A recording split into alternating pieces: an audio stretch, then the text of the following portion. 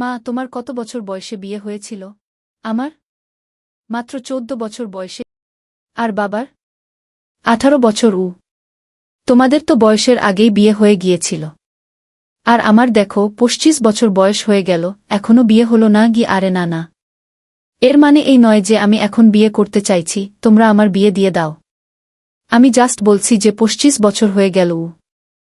কে এসেছিল মনা? আরে সেই আঙ্কেলটা এসেছিল, মনে আছে?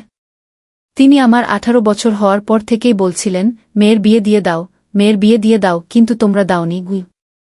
মা, তোমার সেই শিখা আন্টির কথা মনে আছে, যার মেয়েদের 18 বছর বয়সেই বিয়ে দিয়ে দিয়েছিল? আমিও যদি শিখা আন্টির মেয়ে হতাম তাহলে মনে হয় আমারও এখন বিয়ে হয়ে যেত, এমনকি বাচ্চাও হয়ে যেত। আরে এর মানে আমি বলছি না যে আমি বিয়ে করতে চাই।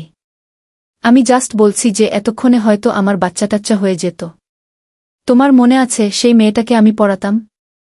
ঠিক এতটুকু ছিল। এটা তারই বিয়ের কার্ড। সে এখন বড় হয়ে গেছে। ওর বাবা তো আমাকে জিজ্ঞেস করছিল তুমি কবে বিয়ে করবে। আমিও তাই বললাম আমি তো মাত্র 25 বছরের। এটা কি আর বিয়ের বয়স হলো? আমি এসব কথা বলছি না যে আমি বিয়ে করতে চাইছি বা তোমরা আমার বিয়ে দিচ্ছ না।